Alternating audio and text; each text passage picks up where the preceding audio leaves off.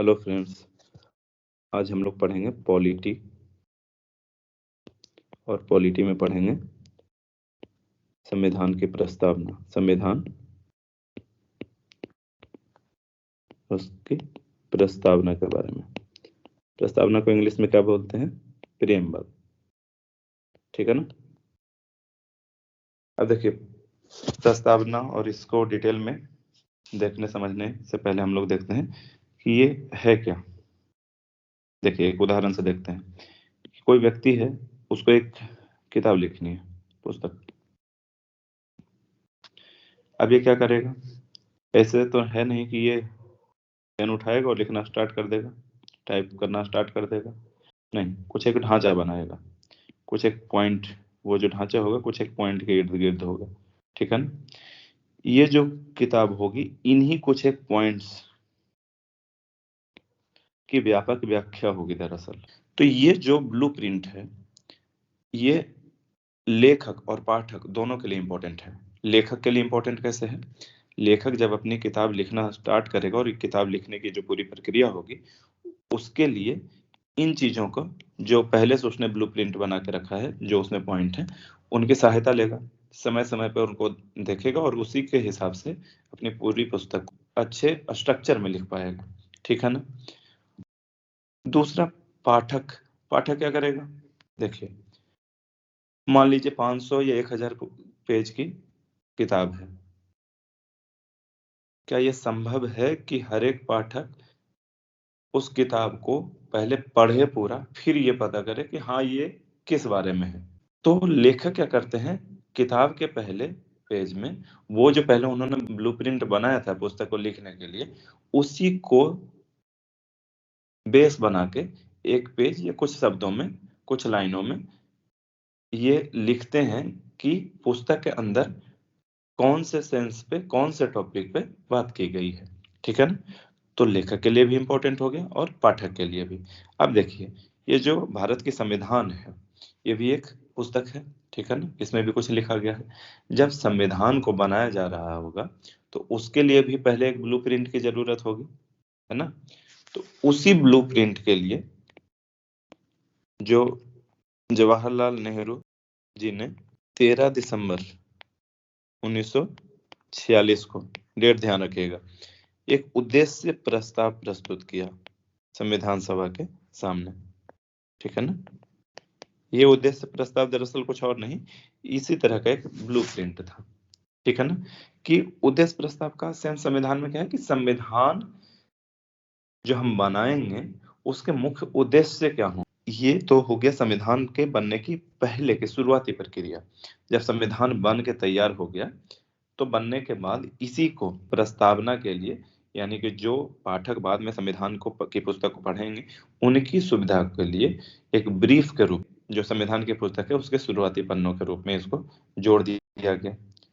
और इसको प्रस्तावना के रूप में कब जोड़ा गया, इसको हम बाद में फिर से देखेंगे कि ये कहाँ पे है इसका वर्णन। ये जोड़ा गया 26 नवंबर 1949 को। ये सारी चीजें हो गई, हमने समझ लिया कि प्रस्तावना क्या है, वो कहाँ से आया और भारत के संविधान में कब जोड़ा गया।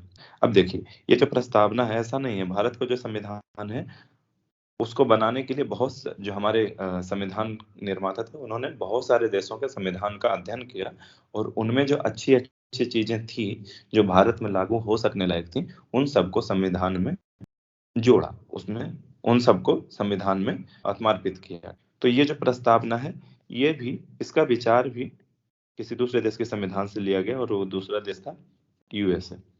यूएसए के संविधान से भारत के संविधान की जो प्रस्तावना है उसके लिए विचार लिया गया, यानी कि यूएसए के संविधान में पहले से प्रस्तावना थी, उसी के हिसाब से भारत के संविधान में भी, भारत के संविधान में भी प्रस्तावना को जोड़ा गया। लेकिन जो भाषा है भारत के संविधान की प्रस्तावना की, ये यूएसए से नहीं ली गई है, ये लिया गया है ऑस्ट्रेलिया से। ऑस्ट्रेलिया से। विचार तो कहाँ से लिया गया? यूएसए से, लेकिन भाषा कहाँ से लिया गया? ऑस्ट्रेलिया से। अब देखिए, ये जो संविधान की प्रस्तावना है, ये किससे विकसित हुआ है या किसका एक रूप है? उद्देश्य प्रस्ताव का, ठीक है ना? तो इसीलिए इसको जो प्रस्तावना है इसको उद्देशिका भी बोलते हैं। इस चीज का ध्यान रखिएगा। जो प्रस्तावना है उसी के लिए दूसरा एक शब्द का उपयोग किया जाता है, उद्देशिका। क्यों? क्योंकि उद्देश्य प्रस्ताव से ये आगे बढ़ा है या बना है, ठीक है। दूसरी तरफ इसको संविधान की कुंजी या परिचय पत्र भी कहते हैं। ये कुछ शब्द हैं, उनको ध्यान में रखिए। संविधान की कुंजी कहते हैं या परिचय पत्र। क्यों कहते हैं वो मैंने आपको समझा दिया, ठीक है ना, पहले ही। ये जो ब्लूप्रिंट है एक तरीके से क्या है, ये पुस्तक के लिए कुंजी है, ये परिचय पत्र है, बता देता है कि ये क्या है। अब हम लोग देखते हैं ये जो प्रस्तावना है इसमें क्या लिखा हुआ है। ये देखिए, ये है भारत के संविधान की प्रस्तावना, ये उद्देशिका या प्रियम्बल जिसको इंग्लिश में कहते हैं। ये पूरा एक आप इसको शब्दतः पढ़ें तो आपके लिए ज्यादा बेहतर होगा। हम लोग इसको एक एक शब्द को व्याख्या करते हुए आगे बढ़ेंगे। सबसे पहले है हम भारत के लोग। अब देखिए, इस शुरू से लेकर लास्ट तक जब आप पढ़ेंगे तो इसमें ऐसा लगेगा कि एक घोषणा करता है, घोषणा करने वाला है। और वो घोषणा करने वाला कौन है? हम, जो कि हम क्या है? भारत के लोग। यानी कि ये जो सारी चीजें दी जाएंगी इसका घोषणाकर्ता कौन है? भारत के लोग। तो ये जो संविधान के जो शक्ति प्राप्त होती है उसका मतलब ये कहाँ से है? कहाँ से शक्ति प्राप्त होती है? भारत के लोग। क्या क्या करना है, क्या क्या देना है, ये सब चीज भारत के लोग बोल रहे हैं कि मैं ऐसा करूंगा। यानी कि भारत के लोगों के पास ऐसा करने की शक्ति है। तो कभी कभी ऐसा भी पूछ देता है कि जो संविधान का शक्ति का स्रोत क्या है या केंद्र बिंदु क्या है? तो भारत के लोग। अब देखिए, हम भारत के लोग, एक और चीज है, इंग्लिश में इंडिया और हिंदी में भारत शब्द का प्रयोग किया गया है। तो कभी कभी शब्दों के बारे में कि देश का के संदर्भ में कौन से शब्दों का प्रयोग किया गया है, तो भारत और इंडिया को एक संपूर्ण प्रभुत्व संपन्न। देखिए, इसको समझिए, संपूर्ण प्रभुत्व संपन्न का मतलब है कि संप्रभुता, इसके लिए एक और शब्द है।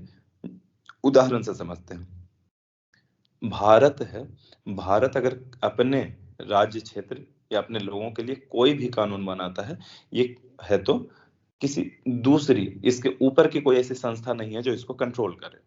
लेकिन बिहार है, बिहार हर एक मुद्दे पे अपने यहाँ के लोग, यानी कि जो बिहार के लोग हैं उनके लिए कानून नहीं बना सकता है। जैसे नागरिकता से संबंधित कानून बिहार की सरकार नहीं बना सकती है, वो भारत की सरकार बनाएगी। जो बिहार की सरकार है उसके पास पूरी शक्ति नहीं है, उसकी शक्ति से ऊपर कोई और है, लेकिन भारत के संदर्भ में ऐसा नहीं है। तो बिहार संप्रभु नहीं है, लेकिन भारत संप्रभु है या संपूर्ण प्रभुत्व संपन्न है। दूसरा, समाजवादी। समाजवादी का यहाँ पर मतलब देखिए, भारतीय संदर्भ में समाजवाद है। समाजवाद के बहुत सारे परिभाषाएं हैं, बहुत सारे व्याख्याएं हैं। समाजवाद का एक सिंपल सेंस है कि जो समाज के लोग हैं उनको बराबरी का अधिकार हो, हर चीज को, जो रिसोर्स है उनको बराबर बराबर मिले, कोई शोषक ना हो और किसी की का शोषण ना किया जाए। दूसरा, अब ये जो समाजवाद है वैश्विक स्तर पे ज्यादातर मार्क्स का जो समाजवाद है वो प्रचलित है, मार्क्स का संविधान। लेकिन जो भारत है, भारत में जो समाजवाद है वो गांधी और नेहरू के विचारों से ज्यादा प्रेरित है। और ऐसा सुप्रीम कोर्ट ने कहा है। मार्क्स ये कहते हैं कि साध्य की पवित्रता होनी चाहिए, साधन से उनका कोई मतलब नहीं है, वो अपवित्र हो, कैसा भी हो, नेगेटिव हो, कैसा भी हो, यानी रिजल्ट अच्छा आना चाहिए बस, भले आप एग्जाम में चोरी करें। लेकिन गांधी दूसरे तरीके के हैं, इनका बोलना है कि रिजल्ट तो अच्छा आना ही चाहिए, लेकिन जो आप एग्जाम दे रहे हैं उसमें भी पूरी नैतिकता का पालन हो, सकारात्मक तरीके से दिया जाना चाहिए। मार्क्स और गांधी में ये डिफरेंस है, और इसी तरीके से उनके समाजवाद में भी डिफरेंस है। जो नेहरू हैं, उनके उनके जो विचार हैं वो लोकतांत्रिक समाजवाद के हैं, कि समाजवाद स्थापित हो लेकिन कोई तानाशाह बन के चीजों का बंटवारा ना करे। जनता के पास ये शक्ति हो कि जो देश में रिसोर्स है वो देश के लोगों के बीच अनुकूलतम रूप में बंटवारा हो उसका, ठीक है ना। तो ये हो गया समाजवाद। पंथ निरपेक्ष का भारत में मतलब है, भारत में एक और शब्द ज्यादा प्रचलित है और उसका नाम वो है सर्वधर्म समभाव, यानी सभी धर्मों को समान भाव से देखना, ठीक है ना। पंथ निरपेक्ष शब्द यहाँ पे सरकार के लिए है। जो भारत की सरकार होगी वो किसी एक धर्म से बंधी हुई नहीं होगी, किसी धर्म का, एक धर्म का समर्थन नहीं करेगी, ठीक है ना। यानी कि धार्मिकता से अलग होगी, धर्म को राज्य से अलग रखा गया है, ठीक है ना। लेकिन यहाँ पे ये है कि ये नहीं है, नकारात्मक परिभाषा नहीं है। नकारात्मक की किसी भी धर्म को नहीं मानना, भारत में इसकी सकारात्मक परिभाषा दी गई है कि सभी धर्मों को समान भाव देना, इसलिए सर्वधर्म समभाव इसका ये जो सेंस है पंथ निरपेक्ष लिखने का। इसके आगे है लोकतंत्रात्मक गणराज्य। लोकतंत्र के बारे में क्या है, अरस्तु ने कहा था जनता का, जनता के लिए, जनता के द्वारा शासन, जनता खुद की सरकार बनाएगी और जनता पे शासन करेगी, ठीक है ना। तो ये हुआ। गणराज्य का मतलब क्या है, गणराज्य का देखिए एक सिंपल सा मतलब है, अगर जो राज्य का प्रमुख होगा, देश का जो सर्वोच्च पद होगा, उस पर जो नियुक्ति होगी वो वंशानुगत ना होकर अगर जनता उनका चुनाव करे, सर्वोच्च पद पे कौन सा व्यक्ति बैठेगा इसका निर्णय जनता चुनाव के माध्यम से करे, तो उसको बोलेंगे गणराज्य है। जैसे ब्रिटेन गणराज्य नहीं है लेकिन भारत गणराज्य है। भारत का जो राष्ट्रपति है वो जनता द्वारा चुना जाता है, भले प्रत्यक्ष या अप्रत्यक्ष रूप से हो। लेकिन जो ब्रिटेन में अभी भी राजतंत्र है, वहां का जो राजा है, रानी है, वो अगला राजा रानी कौन होगा वो जनता तय नहीं करेगी, वो उसी परिवार का हिस्सा होगा। तो ब्रिटेन एक गणराज्य नहीं है लेकिन भारत एक गणराज्य है। अब इसके आगे आते हैं, हम भारत के लोग भारत को एक संपूर्ण प्रभुत्व संपन्न समाजवादी पंथ निरपेक्ष लोकतंत्रात्मक गणराज्य बनाने के लिए तथा उसके समस्त नागरिकों को सामाजिक, आर्थिक और राजनैतिक न्याय, फिर है स्वतंत्रता, विचार की स्वतंत्रता, अभिव्यक्ति की स्वतंत्रता, विश्वास, धर्म और उपासना की स्वतंत्रता। विचार तो आप लोग समझ ही रहे हैं, थॉट। अभिव्यक्ति का इंग्लिश होता है एक्सप्रेशन, किसी चीज को एक्सप्रेस करना, चाहे वो बोल के करें, इशारा करें, डांस के माध्यम से करें, संगीत के माध्यम से करें, चित्र के माध्यम से करें, किसी भी तरीके से आप अभिव्यक्ति कर सकते हैं, व्यक्त कर सकते हैं चीजों को, और उसकी स्वतंत्रता होगी, ऐसा संविधान के प्रस्तावना में वर्णन है। विश्वास का क्या मतलब है, जैसे एक उदाहरण दें कि भगवान ईश्वर है या ईश्वर नहीं है। ईश्वर है ये मानने वाले को आस्तिक कहते हैं, और ईश्वर नहीं है इस यह मानने वाले को नास्तिक कहते हैं। दोनों लोग मान रहे हैं, दोनों लोग विश्वास कर रहे हैं, है ना, अपने अपने तरीके का विश्वास है। तो और स्वतंत्र है, आस्तिक भी और नास्तिक भी, भारत में उनके लिए कोई भेदभाव नहीं है। धर्म की स्वतंत्रता, किसी भी धर्म को मानने, अंतःकरण, ये सारी चीजें बाद में हम लोग डिटेल में पढ़ेंगे। उपासना, पूजा पत्ती के बारे में है, ठीक है ना, इनकी स्वतंत्रता होगी। स्वतंत्रता कितनी हो गई, 5, विचार, अभिव्यक्ति, विश्वास, धर्म और उपासना। फिर इसके बाद है समता, दो तरह की समता की बात की गई है, प्रतिष्ठा और अवसर की। अवसर का मतलब क्या है, राज्य अगर अवसर जनरेट करती है तो उस पे जो भारत के नागरिक हैं और अगर वो कुछ खास क्राइटेरिया या एलिजिबिलिटी को पूरा करते हैं तो अवसर के लिए सभी की जो उम्मीदवारी होगी वो समान हो, जॉब हो या कोई रिसोर्स हो उसके उपयोग की बात हो, या प्रतिष्ठा। ऐसा नहीं है किसी, प्रतिष्ठा से संबंधित देखिए दो चीज, आर्टिकल 17 और 18 इससे संबंधित है। एक में क्या है, अस्पृश्यता का अंत, यानी छुआछूत को दूर करना, और एक में है उपाधियों का अंत, यानी किसी को उपाधि देकर ऊंचे पद पे नहीं माना जाएगा, ठीक, और किसी को छुआछूत के माध्यम से किसी को नीचा समझा जाएगा। ये सब है प्रतिष्ठा, यानी प्रतिष्ठा और अवसर की समता होगी। समता का मतलब है समानता होगी। अब यह प्रतिष्ठा और अवसर की समता प्राप्त कराने के लिए तथा उन सब में व्यक्ति की गरिमा, दो चीज और है, व्यक्ति की गरिमा, राष्ट्र की एकता और अखंडता सुनिश्चित करने वाली बंधुता, इतना बड़ा, ठीक है ना, राष्ट्र की एकता और अखंडता सुनिश्चित करने वाली बंधुता को बढ़ाने के लिए देखिए प्राप्त क्या क्या कराना है भारत के लोगों को, और ये कौन करवाएगा, करवाने वाले भी भारत के लोग हैं, इसकी जिम्मेवारी भी भारत के लोग को है, और किसको मिलेगा, ये भी भारत के लोग हैं।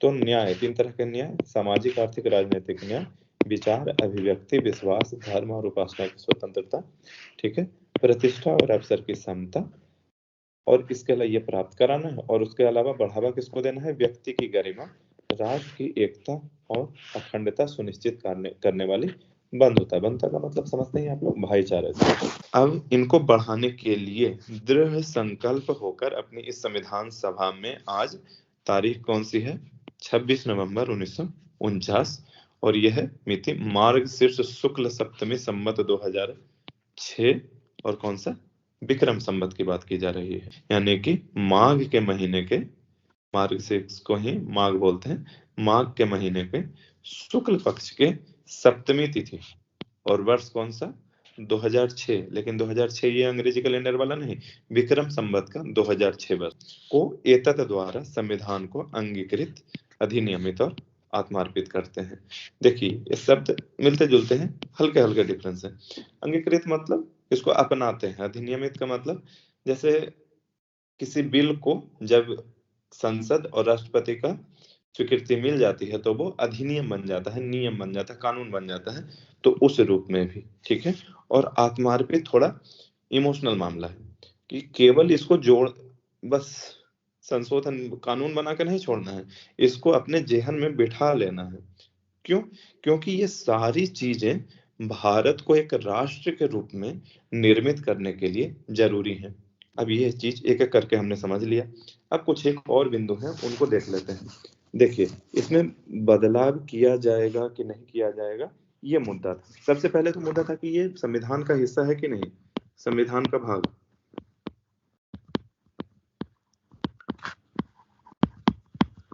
संविधान का भाग है कि नहीं। देखिए इसमें दो महत्वपूर्ण केस हैं, वैसे तो बहुत सारे हैं, लेकिन दो का ध्यान आपको रखना है ना। पहला है बेरुवाड़ी का मामला, नाम ध्यान रख लीजिए, ये चीजें बार बार आएंगी और आपको इसका नाम याद हो जाएगा।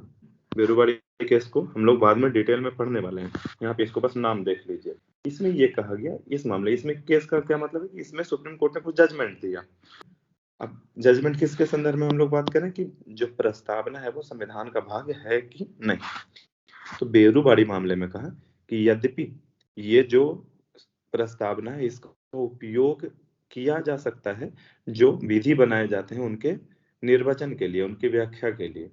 जैसे यहाँ पे हम लोग बात कर रहे हैं सामाजिक, आर्थिक, राजनीतिक न्याय, लेकिन मान लीजिए संसद को एक कानून बनाती है जिसमें इन चीजों का हनन किया जा रहा है, तो वहां पे अगर कोई सुप्रीम कोर्ट में जाता है, पीआईएल दाखिल करता है, तो सुप्रीम कोर्ट फैसले में कह सकती है कि देखिए ये जो कानून बनाया जा रहा है वो प्रस्तावना में लिखे इन शब्दों के खिलाफ है, ये इनके खिलाफ है, तो ऐसे कानून नहीं बनाए जाने चाहिए, क्योंकि जो संविधान की प्रस्तावना है ये उसके उद्देश्यों को दिखाता है, जो संविधान का उद्देश्य है वो।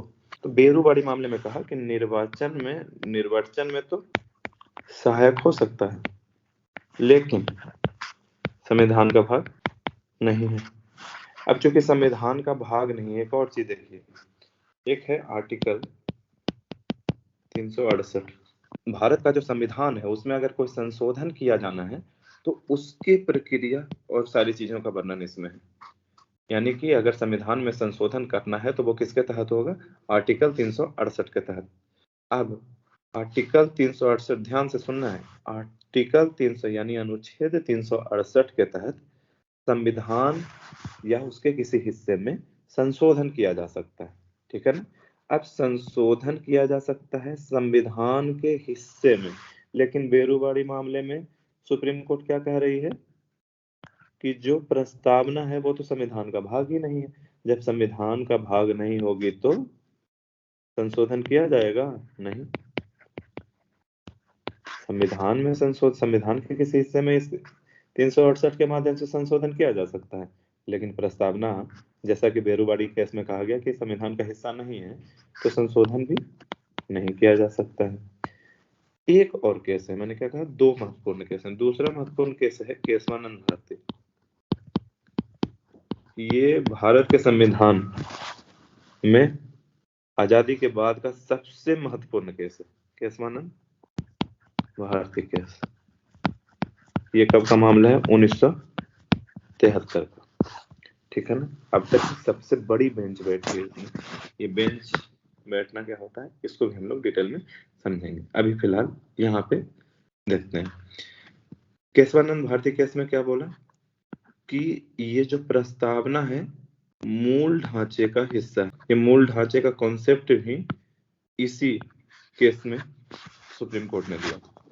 उन्होंने कहा कि संविधान का एक मूल ढांचा है, उसमें परिवर्तन किए बिना संविधान में संशोधन किया जा सकता है। जैसे मूल ढांचा क्या है? मौलिक अधिकार। तो कोई भारत की संसद कोई भी ऐसा कानून नहीं बना सकती है जो जो भारत के लोग हैं उनके मूल अधिकारों का हनन करे। तो केशवानंद भारती केस में कहा कि जो प्रस्तावना है, प्रियम्बल है, ये मूल ढांचे का हिस्सा है। अब अगर मूल ढांचे का हिस्सा है तो क्या हो गया? संविधान का भाग भी होगा।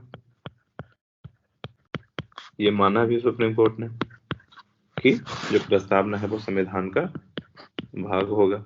ठीक है। और जब संविधान का भाग होगा तो आर्टिकल 368 भी लागू होगी, तो संशोधन भी किया जा सकता है। लेकिन फिर इसमें संशोधन किया जा सकता है, एक तरफ कह रहे हैं संविधान का भाग है तो आर्टिकल 368 के तहत संशोधन किया जा सकता है, लेकिन दूसरी तरफ बोल रहे हैं कि मूल ढांचा है, मूल ढांचे का हिस्सा है, तो मूल ढांचे में संशोधन किया नहीं जा सकता है। तो इन दोनों को जोड़ के एक ये कहा गया कि नकारात्मक संशोधन नहीं किया जा सकता है। मूल ढांचे में सुधार जरूर किया जा सकता है लेकिन उसमें कोई नकारात्मक परिवर्तन नहीं किया जा सकता है। इसी से जोड़ के ये कहा गया कि जो प्रस्तावना है उसमें नकारात्मक संशोधन नहीं किया जाएगा। अब कुछ एक और चीजें हैं कि ये जो प्रस्तावना है ये न्यायालय में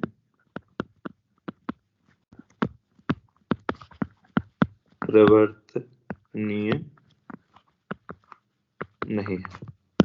इसका क्या मतलब हो गया कि भारत के संविधान की प्रस्तावना में लिखा हुआ है कि विचार, अभिव्यक्ति, विश्वास, धर्म और उपासना की स्वतंत्रता होगी, लेकिन मान लीजिए कि किसी के अभिव्यक्ति को रोका जा रहा है, किसी के विचारों को दबाया जा रहा है, तो वो व्यक्ति या सरकार इस आधार पे कोर्ट में नहीं जाएगी कि उसके विचारों, ये चूंकि ये प्रस्तावना में लिखा हुआ है कि विचार, अभिव्यक्ति, विश्वास, धर्म और उपासना की स्वतंत्रता होगी, लेकिन मेरी अभिव्यक्ति को दबाया जा रहा है, तो मैं इस मामले में जो दबाने वाला है उस पर केस करता हूँ। ऐसा नहीं किया जा सकता है। यानी कि इसमें जो लिखा हुआ है उसको डिमांड के रूप में मांग करते हुए और उसको पूरा करने के लिए न्यायालय के शरण में नहीं जाया जा सकता है। यानी न्यायालय में प्रस्तावना प्रवर्तनीय नहीं है। ये जो न्यायालय में प्रवर्तनीय नहीं है, इसमें भी एक केस का नाम आता है। केस का नाम है union of India versus Madan Gopal, और ये केस है 1957 का। Union of India versus Madan Gopal का जो केस है उसमें ही सर्वोच्च न्यायालय ने कहा था कि ये जो प्रस्तावना है ये न्यायालय में प्रवर्तनीय नहीं। ठीक है ना। अब एक चीज देखिए, ये हमने देख लिया कि संविधान का भाग है या नहीं है। बाद में हमने देखा कि संविधान का भाग है, संशोधन किया जा सकता है लेकिन नकारात्मक संशोधन नहीं किया जा सकता। और ये कब की बात है? 1973 की। देखिए 1975 से 77 का जो वर्ष है, टाइम है, इसमें भारत में लगा है आपातकाल और प्रधानमंत्री हैं श्रीमती इंदिरा गांधी। ठीक है ना। इसी के बीच में 1976 में एक संविधान संशोधन किया जाता है, और वो संविधान संशोधन, जैसे केशवानंद भारती के बारे में कहा कि ये सबसे महत्वपूर्ण केस है, वैसे ही जो 42वां संविधान संशोधन है वो सबसे इंपॉर्टेंट है। ठीक है ना। संविधान संशोधन सबसे इंपॉर्टेंट है, और इस संविधान संशोधन के माध्यम से प्रस्तावना में 3 शब्द जोड़े गए। पहला शब्द जोड़ा गया समाजवादी, दूसरा शब्द जोड़ा गया पंथ निरपेक्ष, और तीसरा शब्द जोड़ा गया अखंडता। कहाँ कहाँ जोड़ा गया ये आपको पता होना चाहिए। जैसे इस चीज में देखिए, ये जो समाजवादी शब्द यहाँ है, पंथ निरपेक्ष है और अखंडता है, इन तीनों चीजों को, तीनों शब्दों को बाद में जोड़ा गया, ठीक है ना। और ये बाद कब हुआ? 42वें संविधान 42nd कॉन्स्टिट्यूशनल अमेंडमेंट एक्ट, इसके माध्यम से जोड़ा गया। ये हो गया भारत के संविधान की प्रस्तावना।